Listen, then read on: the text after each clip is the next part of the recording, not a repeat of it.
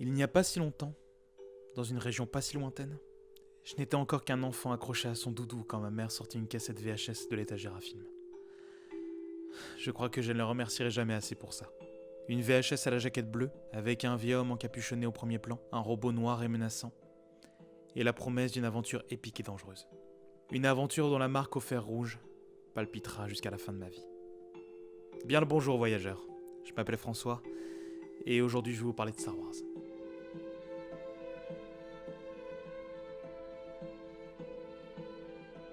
C'était en 1995.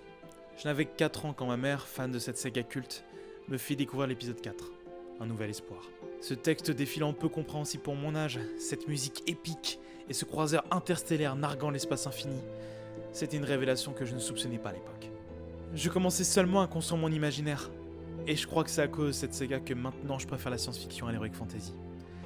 Désolé le Seigneur des Anneaux, même si je t'aime bien, Star Wars sera toujours au-dessus. Grâce à ce film, je voulais devenir astronaute pour pouvoir côtoyer les étoiles et faire avancer l'exploration spatiale pour qu'un jour, on puisse voyager sur les planètes comme Endor ou Bespin. Mais c'était beaucoup trop complexe et trop stressant pour moi, donc j'ai préféré devenir un scénariste qui galère. Mon corps reste sur Terre et ma tête parcourt la Lune.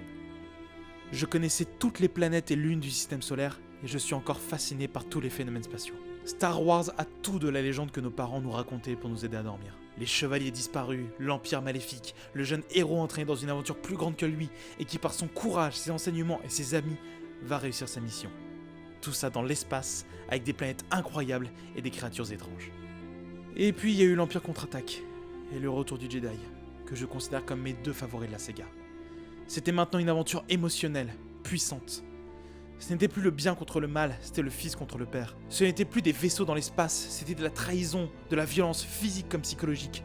Ce n'était plus le sort de la galaxie qui était en jeu, mais le sort d'hommes et de femmes, individuellement. Ce n'était plus un gros succès au box-office, c'était maintenant une œuvre fondatrice de la pop culture. Je me souviens de cette main tranchée qui m'a donné des cauchemars, de cette révélation incroyable qui changeait toute la saga, la transformant en un vrai drame familial. Je voulais tellement le sabre laser vert de Luke et combattre dans le palais de Jabba. Et même encore maintenant, j'adore me remater le combat final entre Luke et Dark Vador. Sa réalisation, son ambiance, le message et cette musique. Je pense que c'est ma scène préférée de toute l'histoire du cinéma. En 1999, j'avais 8 ans quand commençait la prélogie. Une prélogie décriée. Et je mentirais en disant que je ne vois pas ses défauts. Mais je mentirais aussi en disant que je n'ai pas pleuré à côté de ma mère quand j'ai vu Qui-Gon mourir. Que je n'étais pas comme un dingue durant l'intro de la revanche des Sith ou durant le combat fratricide entre Obi-Wan et Anakin. Et que je n'étais pas terrifié devant la chute de la République et de l'Ordre Jedi. Peut-être que j'étais trop jeune à l'époque pour comprendre toute la portée politique de cette prélogie. Les coups d'état, les manœuvres pour faire basculer la démocratie et ériger un empire. Tout ça me paraissait trop gros.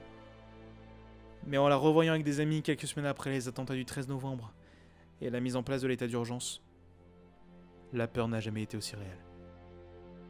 Maintenant, je suis un peu plus adulte, mais devant le réveil de la Force ou Rogue One, je suis resté un gosse. J'ai du mal à les voir comme beaucoup de critiques avec un point de vue plus analytique.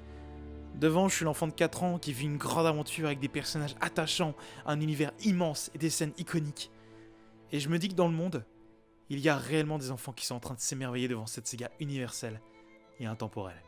Et je remercie Lucas pour avoir créé cet univers formidable et Disney pour sortir un film par an.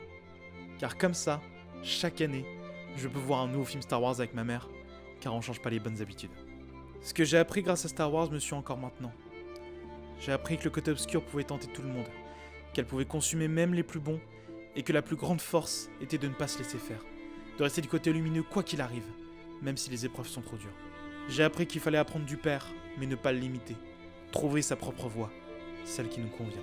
J'ai appris que les démocraties étaient fragiles, et qu'elles pouvaient éclater à cause de la peur de l'autre et de la soif de pouvoir. J'ai appris qu'il fallait justement défendre nos libertés quoi qu'il en coûte, et que même si je ne suis pas un rebelle ou un homme d'action, j'ai compris que tout cela avait beaucoup plus d'importance que ma personne. Et j'ai appris que quoi qu'il se passe de grave dans le futur, qu'un dictateur fou de haine prenne le pouvoir et que des guerres violentes éclatent, il y aura toujours des hommes et des femmes pour se battre et faire ce qui est juste, et qu'il y aura toujours de l'espoir.